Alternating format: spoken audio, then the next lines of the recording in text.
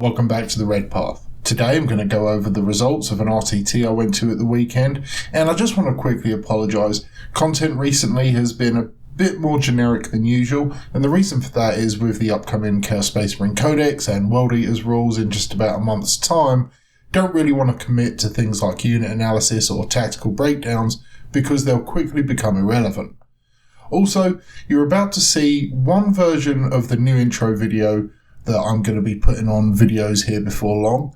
Let us know in the comments how you think it does, whether the music works and things like that. The music is actually from heavy metal band Witch. I'll put a link to their Spotify and YouTube in the description. The drummer is actually a member of our Discord, and they very graciously allowed us to use some of their music for our content. So yeah, check this out and then I'll see you in the video.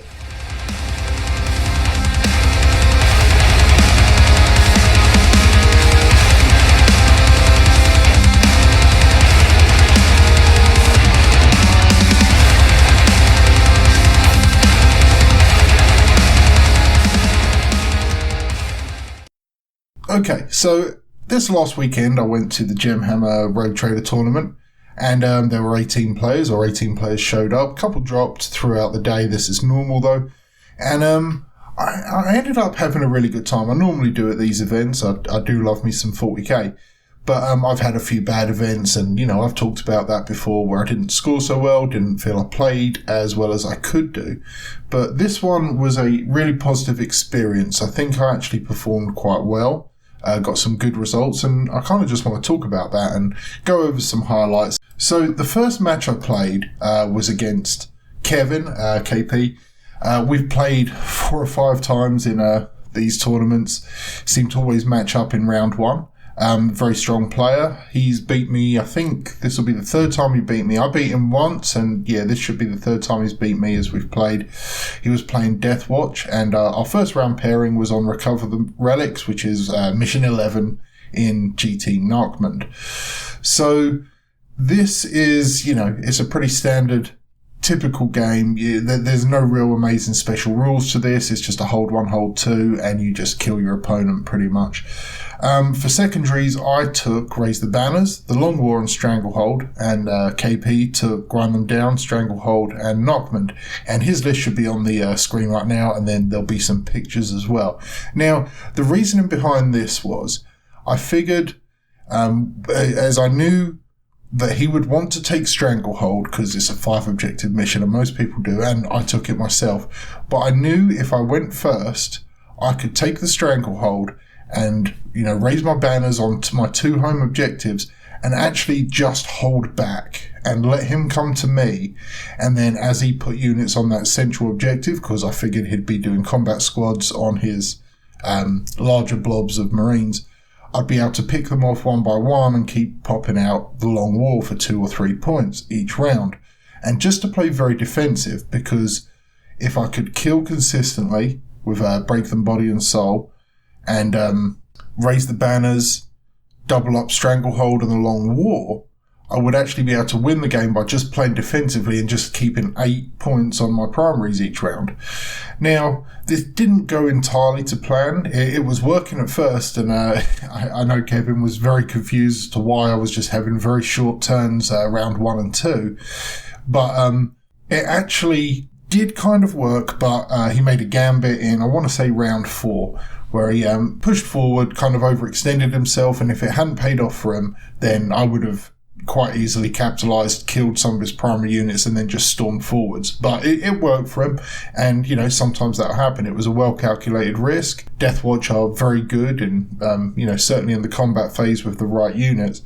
So it was a very low-scoring game, 47 to his 57. But I did feel that I played well. I think had I have gone second, I may have had a slight advantage in being able to counter-attack. But going first allowed me to score Stranglehold quite easily. I want to say I threw a unit of cultists forward or something like that. Can't really remember exactly. But ultimately it was just trying a more defensive strategy to the game rather than just, alpha striking forwards everything and throwing all my units up the table, which is a very Khorne and World Eaters way to approach the game for sure.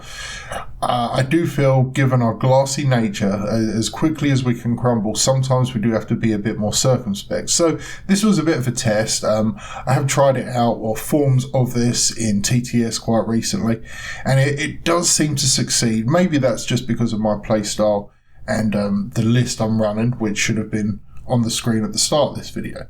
So anyway, like I said, I ended up losing that 57-47, but I feel I played well. My opponent deserved to win.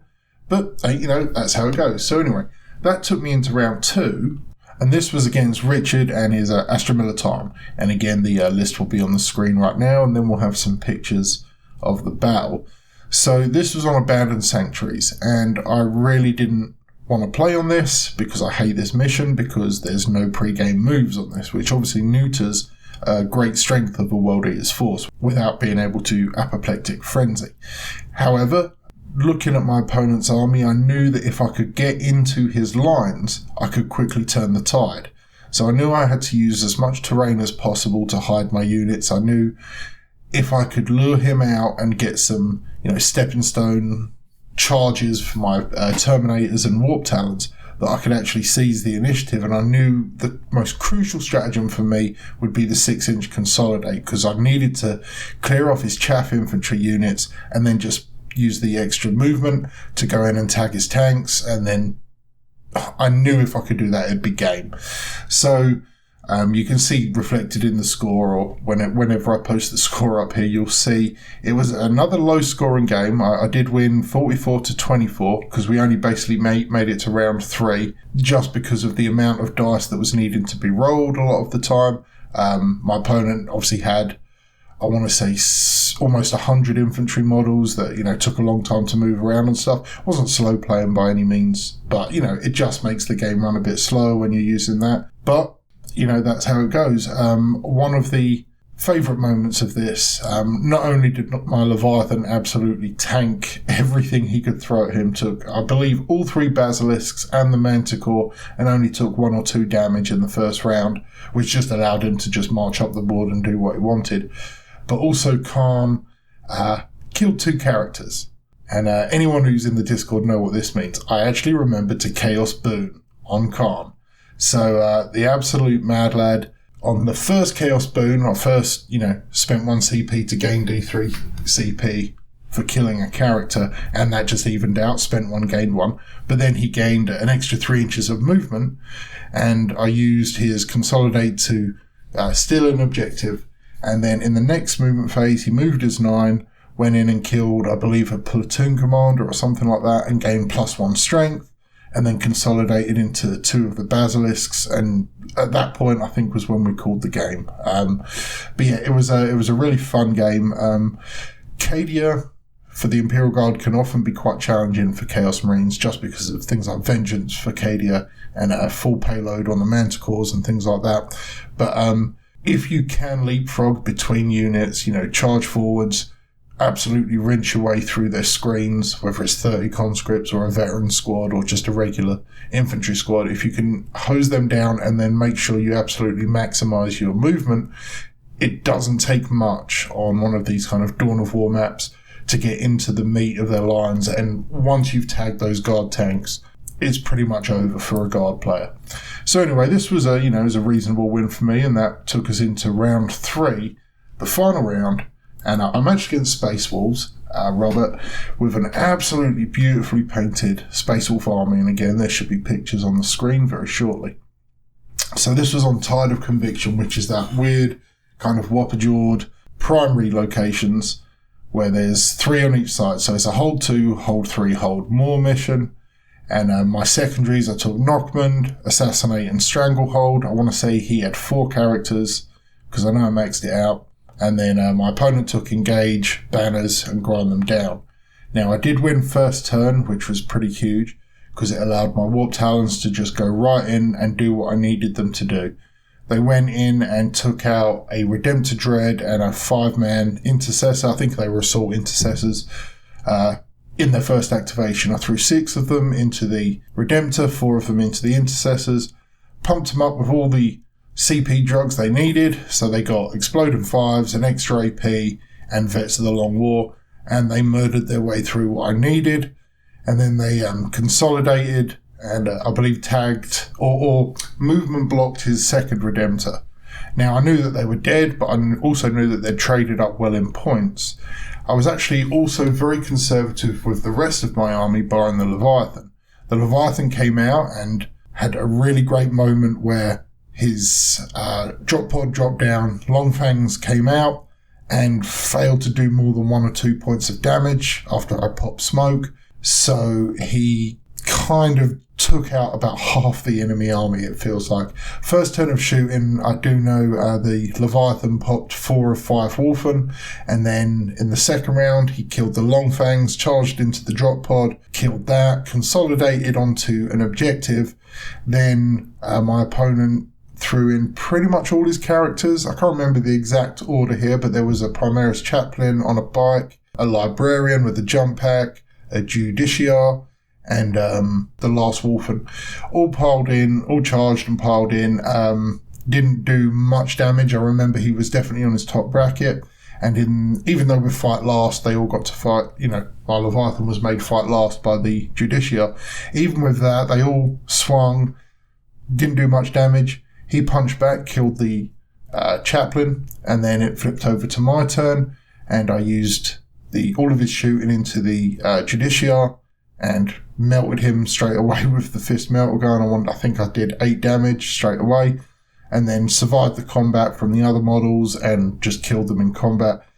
And on the other flank, like I said, the Warp Talons had damaged killed his first Redemptor. Then my second squad leapfrogged up and killed the second one, and then tagged his Volkite Contemptor and killed his Tech Marine, and that was really the bulk of his army, his offensive output.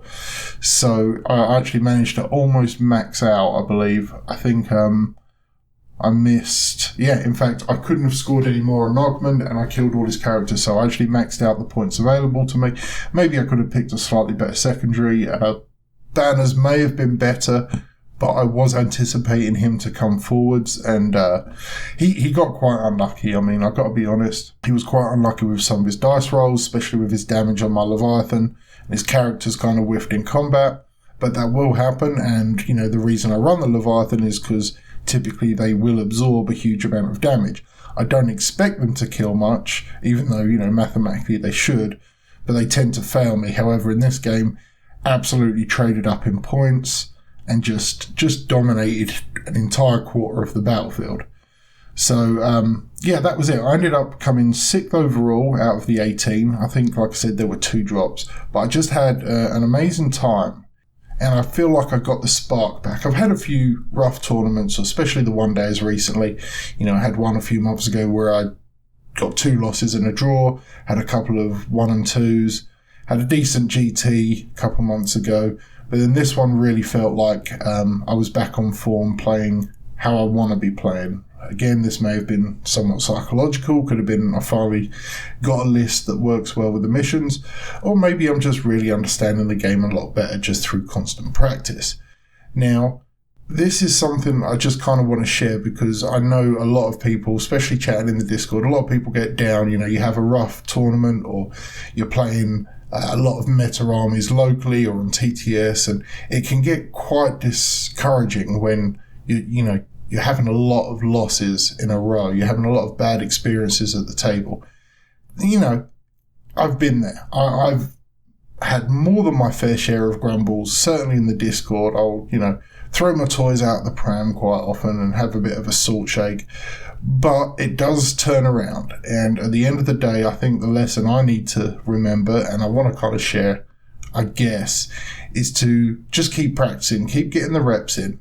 You will eventually see an improvement in your game, regardless of the win or loss. You'll notice that you did things that you should have done. You made the correct decisions. Sometimes you can't win a game. Sometimes the odds are so stacked against you, and it is literally the dice that let you down, or there's a lot of things that can change the outcome of a game, but often if we're running like a Chaos Space Marine army against a top tier Tyranid list right now, it's an incredibly steep uphill battle. So you can't feel bad about those games, but you do need to pay attention to the things that you are doing right or that you can use improvement on, things that you feel you make mistakes on so you can do better the next time. So anyway, that kind of wraps up there. I just wanted to share that with you. And like I said, there isn't a whole lot of stuff we can really do on the channel at the moment. We've got some things in the works, but in this period between now, where it's almost the end of May, and about the 17th of June, give or take a few days, it's just going to be tough getting decent content out for you, but we'll figure it out one way or the other. Anyway, I hope you've enjoyed this video. Hope it wasn't too boring for you. But until next time, stay healthy, stay safe, and kill, maim, burn.